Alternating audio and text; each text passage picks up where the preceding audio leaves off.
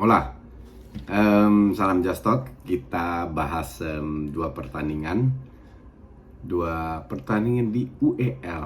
Ya, Barca main di UEL setelah tahun 2000 berapa? 2002, 2003, I don't know. Pokoknya udah lama lagi dan levelnya Barca sekarang emang layak di UEL. Dan gue bilang karena bukan hanya pemainnya tapi terlalu banyak yang cedera dan sekarang butuh waktu untuk bangkitnya itu musim depan for sure, karena punya duit lagi untuk beli pemain. Kita bahas Dortmund dulu. Dortmund kalah 2-4 lawan Glasgow Rangers, dan Glasgow Rangers itu rank 2 di Scotland. Si pelatihnya Marco Rose ini benar-benar ya ternyata sering menang kalau ada Haaland lagi cedera, selesai itu barang. Cetak 2 gol tapi sempat 1-4. Ya, lu kebobolan 4 gol lawan Glasgow Rangers itu nggak boleh. Itu for sure itu tidak boleh terjadi. Tapi ya kalau gue bilang sih Marco Rose ini sering ya, dia mungkin cukup sukses di Gladbach ya, tapi di Dortmund ini keteteran. Kenapa dia berada di papan atas? Karena kompetitornya juga keteteran, terutama Leipzig. Jadi bukan karena dia lagi hebat atau apa, karena seringkali Dortmund nggak ada Haaland itu kehilangan banyak poin. Tapi ya sudahlah. Bukan kejutan kedua adalah Barca Napoli skor 1-1. Ini ada dua babak yang punya warna berbeda. Kalau kita lihat line up-nya, by the way ini gue rekamnya jam 4.14 subuh, menit 56 Atalanta ketinggalan 1-0 lawan Olympiakos. Kalau kita lihat line up-nya Barca, ada beberapa pemain dicadangkan, yaitu Busquets, terus siapa? Dest, Dembele, Xavi. Rotasi biasa, wajar, itu nggak ada masalah. Nah, ini sebenarnya peluang untuk De Jong membuktikan bahwa dia bisa menggantikan Busquets.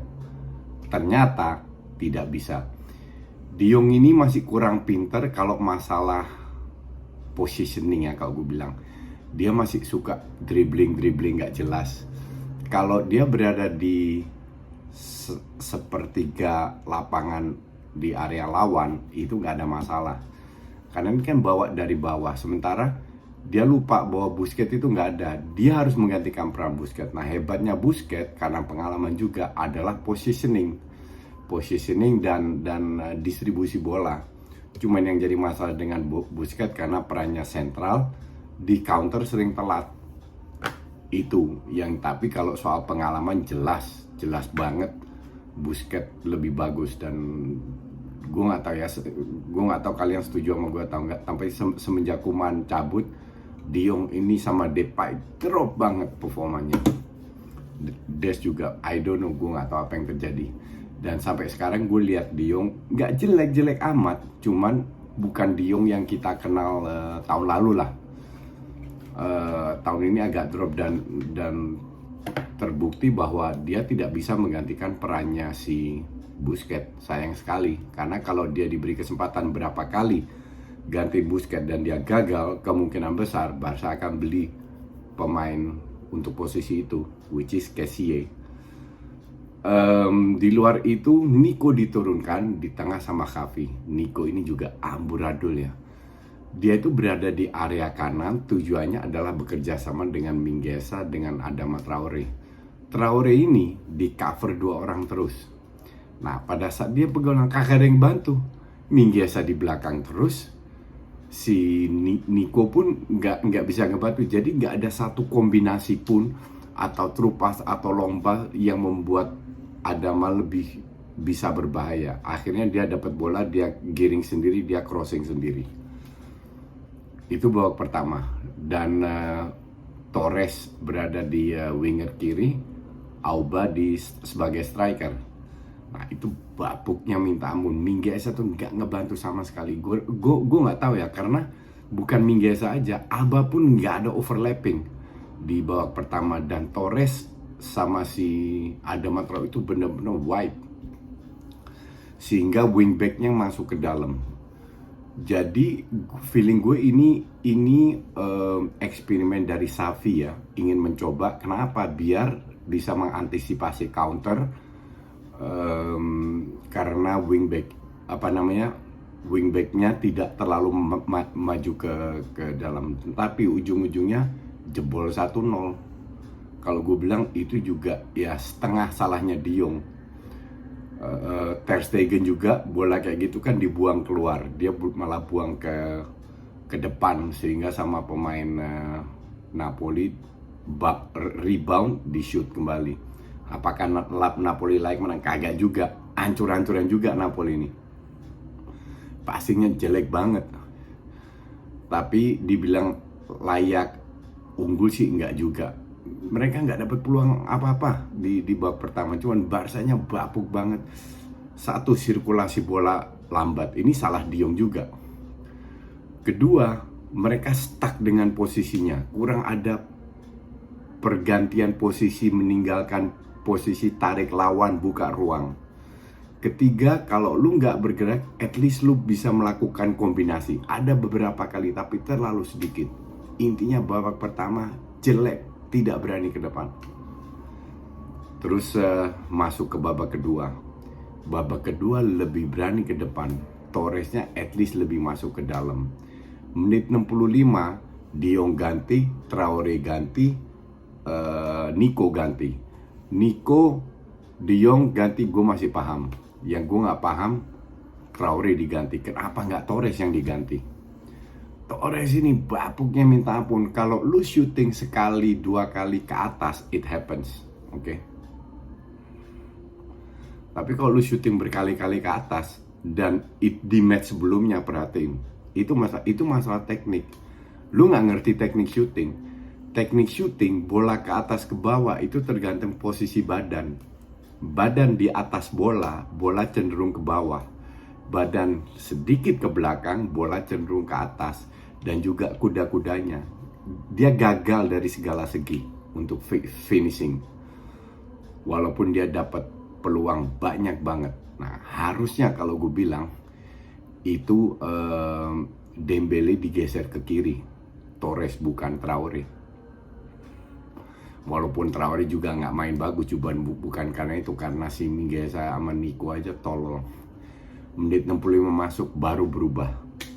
Baru mulai dari menit 65 Dembele masuk, Busquets masuk, baru lebih berjalan sesuai yang Barca kita kenal. At least create peluang, lebih Spartan. Apalagi waktu Des masuk, berapa kali overlapping.